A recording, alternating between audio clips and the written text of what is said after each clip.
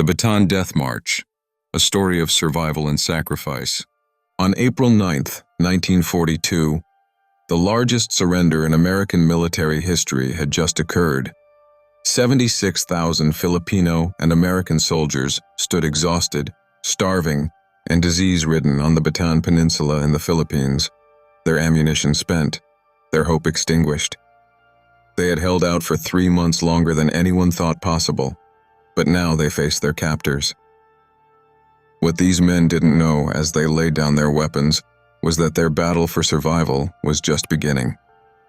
The march they were about to endure would become one of the most notorious war crimes of World War II, a journey so horrific that only about 54,000 would reach their destination alive. This is the story of the Bataan Death March. But to understand how thousands of men ended up on that brutal forced march, we need to go back to a time when the world was watching the skies over Pearl Harbor fill with smoke. December 7, 1941. The Japanese attack on Pearl Harbor changed everything in an instant. Americans woke up that Sunday morning to news that seemed impossible. The Pacific Fleet lay in ruins. Over 2,000 servicemen were dead, and the United States was suddenly, definitively at war. But while Pearl Harbor grabbed the headlines and the nation's attention, another equally devastating assault was unfolding thousands of miles away in the Philippines. Just 10 hours after the Pearl Harbor attack, Japanese bombers appeared over Clark Field and other American airfields in the Philippines. Despite having hours of warning, the American air forces were caught almost entirely on the ground. In a single devastating strike, the Japanese destroyed half of America's Far East Air Force. Rows of B-17 bombers and P-40 fighters erupted in flames on the tarmac. The air superiority that might have defended the Philippines vanished in smoke and twisted metal. The invasion that followed was swift and overwhelming. General Masaharu Hama commanded the Japanese 14th Army, and his orders were clear. Take the Philippines quickly, then move his forces to support operations elsewhere. The Japanese landed at multiple points on the main island of Luzon, their troops battle-hardened from campaigns in China and Manchuria. They moved with a speed and coordination that shocked the defenders. Opposing them was a force that looked formidable on paper but was dangerously unprepared for the onslaught they faced. General Douglas MacArthur commanded the defense of the Philippines, and under him were about 31,000 American troops and roughly 80,000 Filipino soldiers. But numbers told only part of the story. Many of the Filipino troops were recent recruits with minimal training. Equipment was outdated or in short supply. The ammunition didn't match the weapons. Spare parts were non-existent. And perhaps most critically, the Philippines were isolated. There would be no reinforcements, no resupply convoys, no cavalry riding to the rescue. MacArthur's original defensive plan called for meeting the Japanese at the beaches, defeating them before they could establish a foothold. It was an ambitious strategy that required forces he simply didn't have. As Japanese troops poured ashore and advanced rapidly inland, that plan collapsed. On December 23rd, MacArthur made a fateful decision. He activated War Plan Orange 3, a contingency strategy that called for a fighting withdrawal to the Bataan Peninsula. The plan was to hold Bataan and the fortified island of Corregidor at the entrance to Manila Bay, denying the Japanese the use of Manila's harbor while waiting for relief from the United States. It was supposed to be temporary. Help, they believed, would come. The troops retreating into Bataan didn't know they were marching into what would become their prison. The withdrawal itself was a near miracle of military movement. Under constant pressure from advancing Japanese forces, American and Filipino units conducted a fighting retreat through difficult terrain, demolishing bridges behind them, setting up ambushes, buying time with their lives.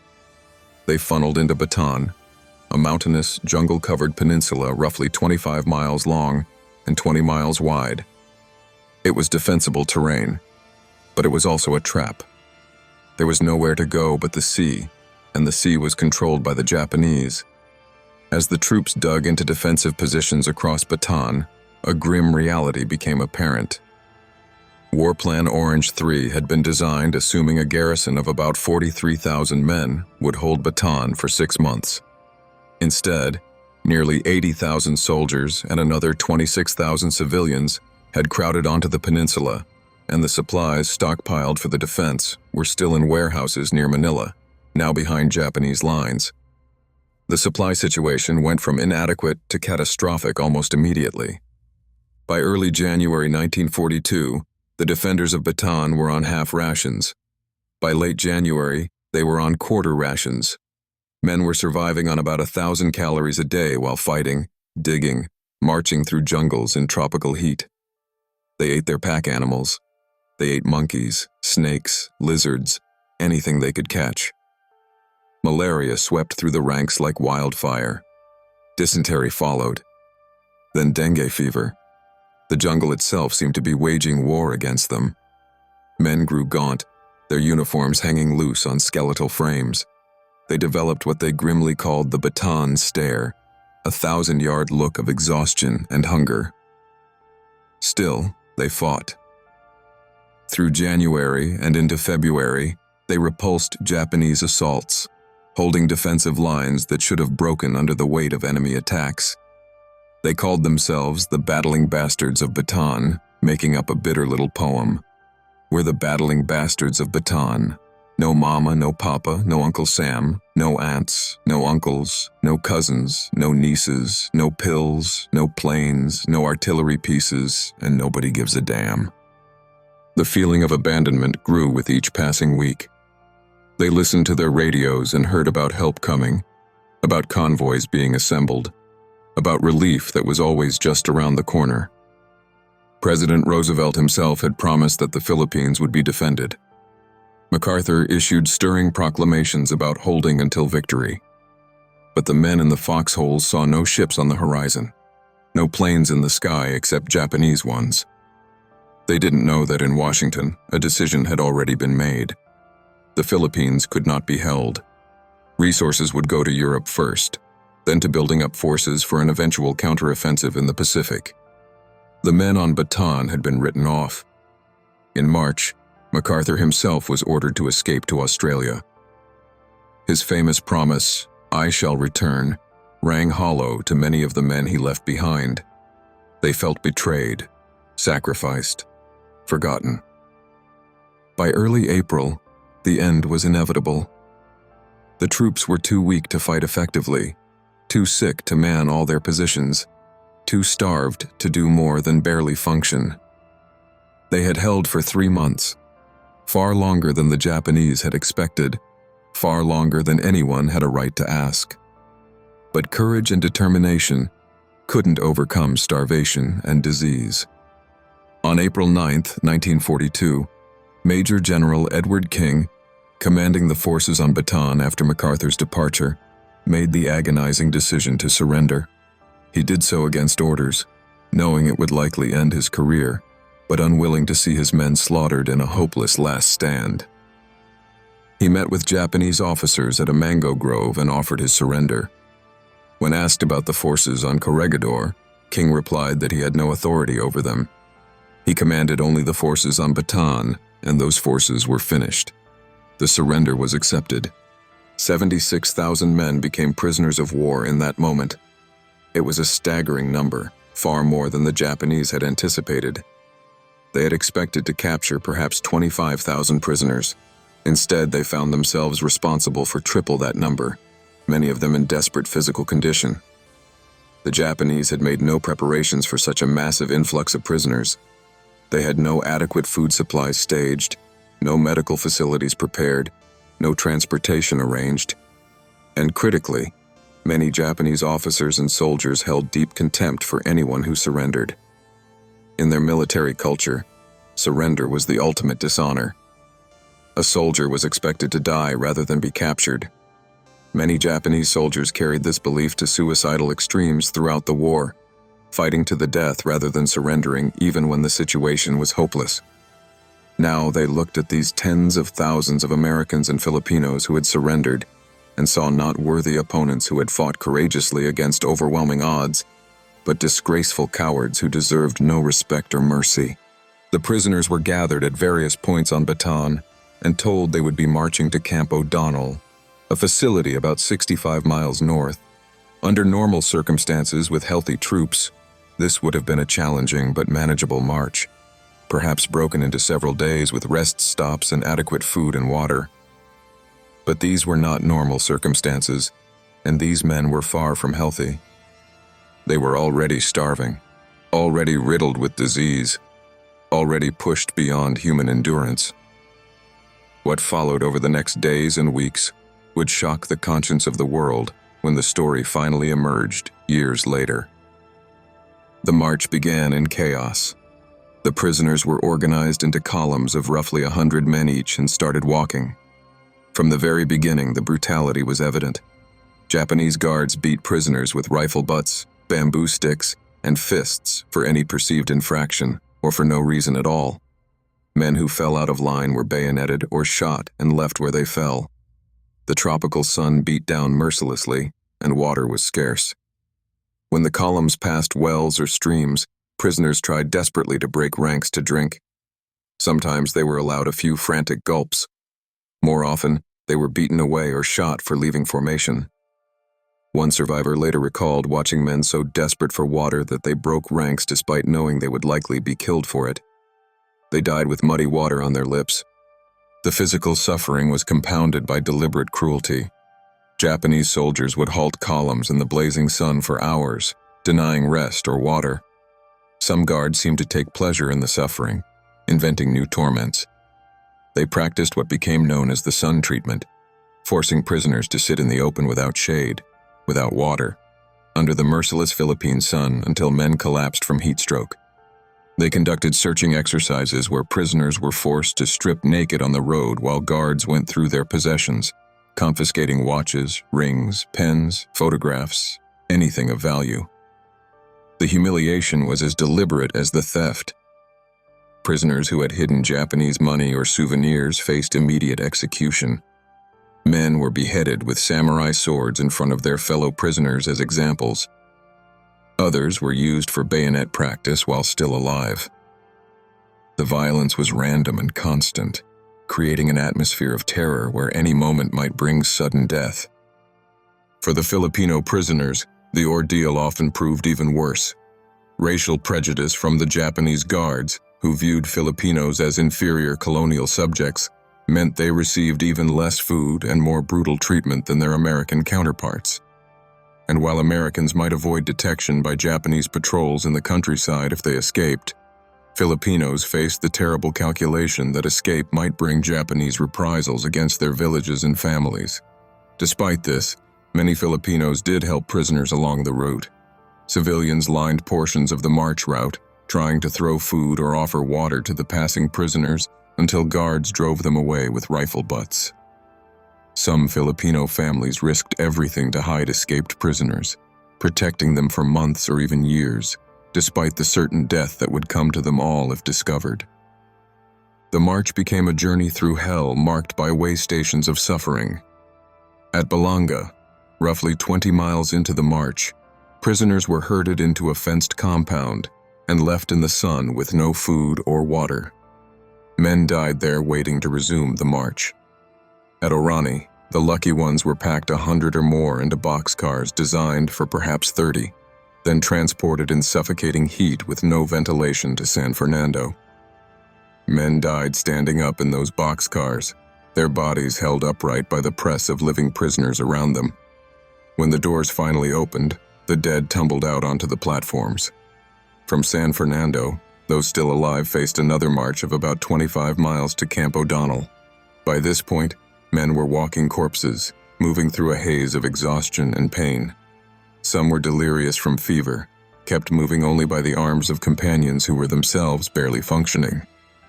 Others had descended into a kind of walking coma, their minds shut down, their bodies moving on pure survival instinct.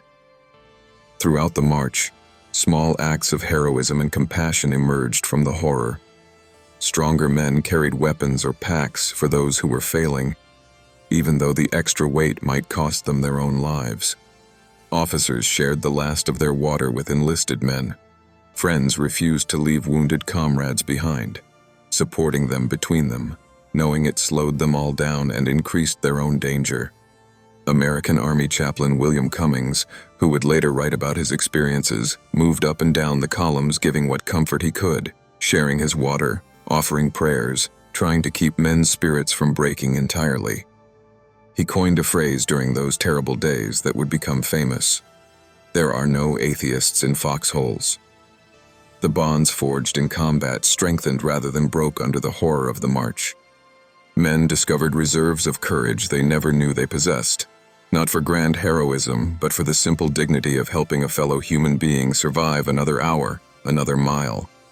The Japanese guards were not monolithic in their cruelty. Some showed occasional mercy, allowing rest breaks or looking the other way when prisoners grabbed food or water. A few even shared their own rations with prisoners, though this was rare and dangerous for the guards themselves. But these moments of humanity were drops in an ocean of brutality.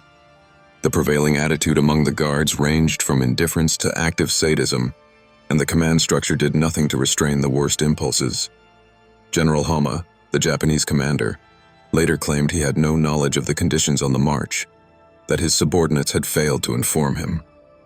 Whether this was true or merely a convenient excuse, the fact remained that systematic abuse occurred throughout the march under Japanese military authority. After approximately a week to 10 days, depending on where they started and which route they took, the survivors stumbled into Camp O'Donnell. If they expected relief, they were bitterly disappointed. The camp was a former Philippine Army training facility completely inadequate for the massive influx of prisoners. There were no proper sanitation facilities, no adequate water supply, no medical facilities worth the name.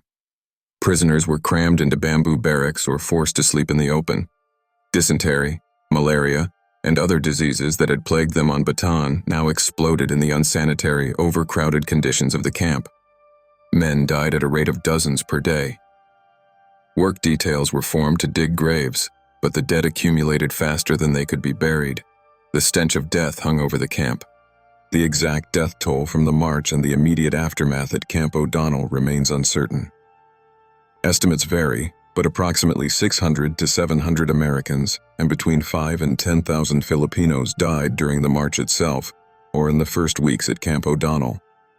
These numbers are necessarily imprecise because the Japanese kept poor records and conditions were so chaotic that accurate counts were impossible. Many bodies were never recovered, left in ditches along the march route or buried in unmarked graves. Some prisoners simply vanished, their fate unknown to this day.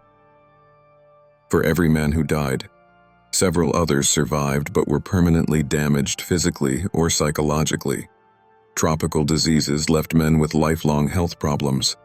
The starvation caused lasting metabolic damage. The psychological trauma of witnessing such sustained brutality left invisible scars that many carried for the rest of their lives. For those who survived Camp O'Donnell, the ordeal was far from over. They faced years as prisoners of war, moved to different camps throughout the Philippines, and eventually to Japan itself as the war progressed. They worked as slave labor in mines, factories, and docks. They were beaten, starved, denied medical care. International law, the Geneva Conventions that were supposed to protect prisoners of war, meant nothing to their captors. The Red Cross was denied access. Mail rarely reached them, and when it did, letters were months or years old. Their families back home knew only that they were missing or captured. Many families received no word for years about whether their sons or husbands or fathers were alive or dead. The uncertainty was its own form of torture for those waiting at home. The Japanese civilian and military leadership was aware that their treatment of prisoners violated international law. When the war began turning against Japan, evidence of war crimes was systematically destroyed. Camp records were burned. Guards who had been particularly brutal were sometimes quietly reassigned. The Japanese government knew they would face accountability if they lost the war, and they scrambled to hide the evidence of their crimes. But they couldn't hide the prisoners themselves or erase their memories. When American forces finally liberated the camps in 1945, the skeletal survivors told their stories. Photographs of emaciated prisoners shocked Americans who saw them in newspapers. These men had weighed 190, 200 pounds when they went into Bataan. They came out of the camps weighing 90 pounds, their bones showing through their skin, their eyes hollow. The Bataan Death March became one of the most well-documented Japanese war crimes, and after the war, there was a reckoning. General Hama was tried by an American military commission for war crimes, specifically for command responsibility for the atrocities during the march and in the prison camps. He maintained that he had not ordered the mistreatment and had been unaware of the extent of the suffering. The tribunal rejected this defense, ruling that as commanding officer, he bore responsibility for the actions of his troops. He was found guilty and executed by firing squad in April 1946. Other Japanese officers and guards were also tried, with many receiving death sentences or long prison terms. The trials were controversial in some quarters, with critics arguing that they represented victors' justice rather than true international law. But for the survivors and the families of those who died, the trials provided at least some measure of justice, some acknowledgement that what had happened was not merely the unfortunate consequence of war, but a violation of the most basic human rights. The question of why the Death March happened has been debated by historians for decades. Some point to Japanese military culture, with its emphasis on death before dishonor and its contempt for prisoners. Others emphasize the racism and sense of cultural superiority that led Japanese troops to view their enemies as subhuman. The logistical unpreparedness of the Japanese for such a large number of prisoners certainly contributed to the death toll. Had they had adequate supplies, transportation, and medical facilities prepared, many deaths could have been avoided. But logistics alone don't explain the deliberate cruelty, the beatings, the executions, the sadistic treatment that characterized the march. That came from something darker, a combination of cultural attitudes, wartime brutality, and individual evil given free rein in the chaos of war. In the broader context of World War II, the Bataan Death March was one incident among many atrocities committed by all sides during the most destructive conflict in human history. The Japanese treatment of prisoners and civilians throughout Asia resulted in millions of deaths. The rape of Nanking, the medical experiments of Unit 731, the treatment of comfort women, the starvation of prisoners throughout the Japanese Empire. Bataan was part of a pattern of systematic abuse. But the Death March holds a particular place in American memory, because it was the first time Americans learned that their soldiers were not merely prisoners of war, but victims of war crimes. It changed how Americans viewed the Pacific War and their enemy. It fueled a determination to see the war through to unconditional surrender and to hold those responsible accountable. For the survivors, life after liberation was a long struggle. Many suffered from what we now call post-traumatic stress disorder, though in their day it had no such name. They had nightmares, flashbacks, survivors' guilt about the friends who hadn't made it. They struggled to reintegrate into a society that couldn't fully understand what they had endured. Family members tried to help but couldn't bridge the gap between their normal civilian experience and the hell their loved ones had lived through. Many survivors never spoke about their experiences, couldn't find the words to describe what they had seen and suffered. They carried the burden silently, which often meant carrying it alone. Others felt compelled to tell their stories, to ensure the world remembered what happened and honored those who didn't survive. They wrote memoirs, gave interviews, spoke to schools and civic groups. They testified at war crimes trials, reliving their trauma to ensure justice was served. The veterans of Bataan formed an organization, the American Defenders of Bataan and Corregidor, to preserve their shared history and support one another. They held reunions where they could talk with others who understood, who didn't need explanations, who shared the bond of having survived the unsurvivable. They lobbied for recognition and compensation from both the American and Japanese governments. It took decades, but eventually, the United States recognized these men as defenders who had bought precious time in the dark early days of the war. Congress awarded them special recognition. In 1998, the Japanese government issued a formal letter of apology to American prisoners of war, though notably, This apology did not extend to Filipino prisoners or address the question of compensation. The Filipino veterans had an even harder fight for recognition. Despite fighting under American command, despite enduring the same march and the same camps, they were often forgotten in the post-war years. American benefits and recognition went to American soldiers. Filipino veterans had to wage a decades-long campaign for acknowledgement of their service and sacrifice. It wasn't until 2009 that the United States Congress passed the Filipino Veterans Equity Compensation Act, providing limited compensation to Filipino veterans, and many of those who fought died before receiving any recognition. Today, the Bataan Death March is remembered as a defining moment of World War II, taught in history classes, commemorated in memorials.